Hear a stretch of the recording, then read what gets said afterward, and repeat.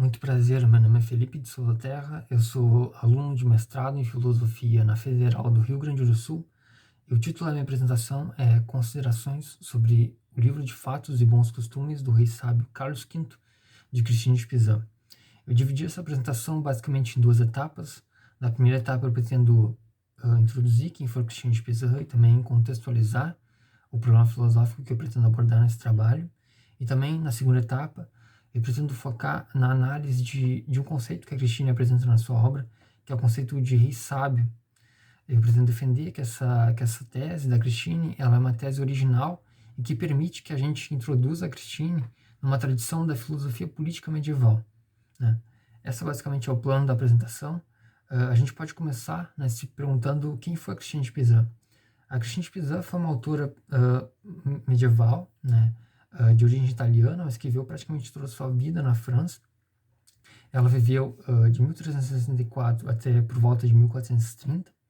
Ela foi uma mulher no período medieval, né, que impôs a ela sérias limitações, né, no que tange a seu estudo, né, diferentemente dos homens que tinham a oportunidade de frequentar a universidade, por exemplo. A Christine não teve essa oportunidade e, portanto, ela não teve uma formação universitária. Isso fez com que ela não tivesse, né, a opção de escolher, por exemplo, de se tornar uma professora universitária. Ela não teve essa opção. Então, a Christine ela teve que lidar com essas limitações de uma maneira diferente com que os filósofos medievais tinham. A Christine ela teve que, para lidar com essas limitações, ela teve que escrever textos literários que tinham um público-alvo muito mais amplo do que as obras que eram desenvolvidas, por exemplo, no contexto universitário, né? A Christine ela passa a escrever obras que tinham como público-alvo a nobreza, principalmente, né, do Império francês. Então, ela escrevia obras para esse público letrado, visando, né, leitores para suas obras, né? Então, quando a gente analisa as obras da Christine de Pizan, é muito interessante notar como ela tem preocupações nos seus textos radicalmente diferentes das preocupações que os filósofos canônicos medievais tinham, né? Os filósofos medievais eles tinham preocupações com meramente a apresentação das suas concepções através de argumentos e conceitos. Já a Christine, ela tem essa preocupação de apresentar sua concepção, de apresentar suas ideias, mas ela apresenta isso através da literatura, através do desenvolvimento de seu estilo próprio, né, literário, e ela vai fazer isso através desenvolvendo metáforas, desenvolvendo figuras de linguagem que permitem, né, com que ela desenvolva uma obra extremamente original e que distinga ela radicalmente, né, das obras que eram desenvolvidas no contexto universitário. A gente pode, né, agora passar para o problema filosófico que eu pretendo abordar nesse trabalho. É um problema filosófico clássico da filosofia política medieval e que a Christine de Pizan ela aborda na obra dela de uma maneira extremamente original. Esse problema ele pode ser formulado na seguinte pergunta: quais as virtudes um governante ideal deve ter para que ele se concretizem como um bom rei, né? Basicamente essa é a pergunta que basicamente todos os filósofos medievais lidaram, né? Então a gente vai ver vários filósofos, como por exemplo Tomás de Aquino, vai desenvolver uma resposta para essa pergunta, né? E os filósofos eles vão utilizar uma análise a partir de virtudes dos reis, ou seja, eles vão considerar se o rei é bom ou ruim a partir da posse ou ausência de determinadas virtudes. Então, determinados filósofos vão dizer que para um rei, para que ele seja bom rei, ele precisa ter tal virtude. Outros vão dizer que ele precisa ter outras virtudes e assim por diante. A Christine ela vai se inserir dentro desse debate ao escrever o livro de Fatos e Bons Costumes do rei sábio Carlos V. Nesse livro, a Christine ela desenvolve uma biografia do rei Carlos V, que governou a França, né, de 1364 até 1380. Esse rei, né, o Carlos V, ele foi, na sua época, reconhecidamente caracterizado como um bom rei, né, um rei exemplar.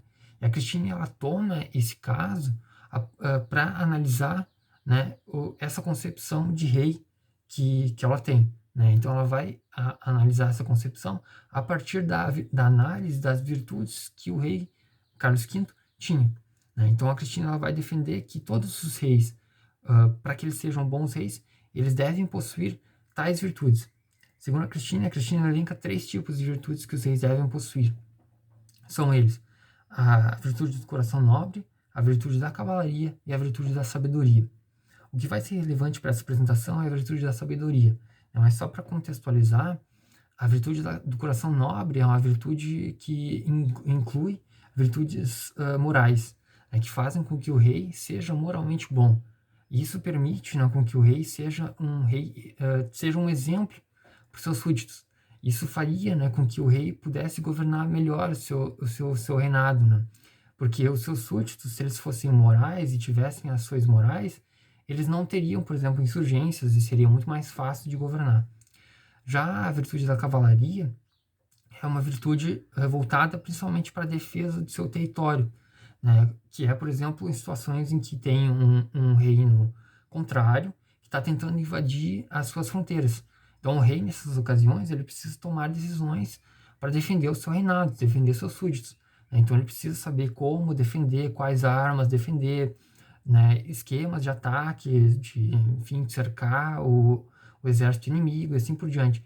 Então, o rei ele precisa ter essa virtude para saber como lidar com essas situações, né? Então, a Cristina vai chamar essa virtude de virtude da cavalaria.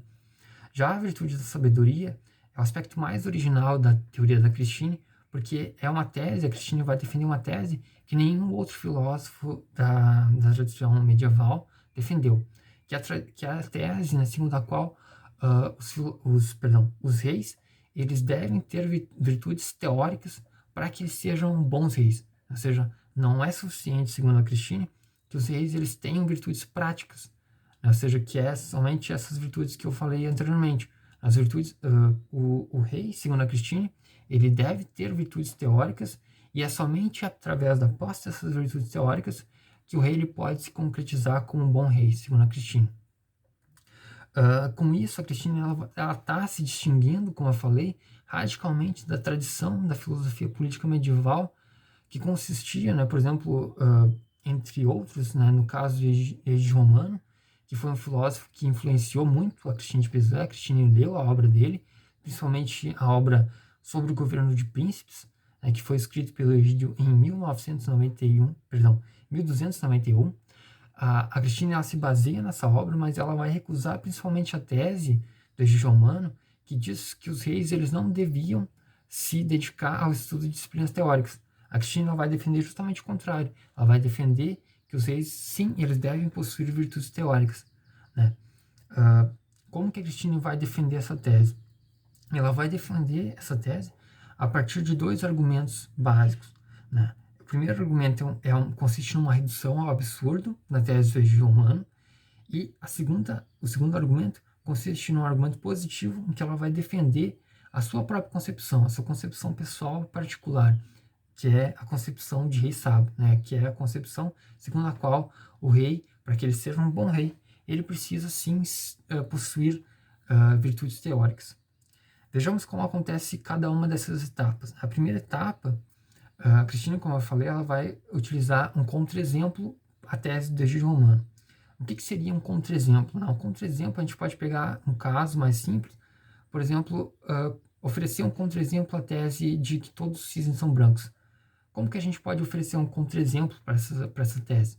É mostrando um caso de um cisne que não é branco, como, por exemplo, um caso de um cisne que é preto.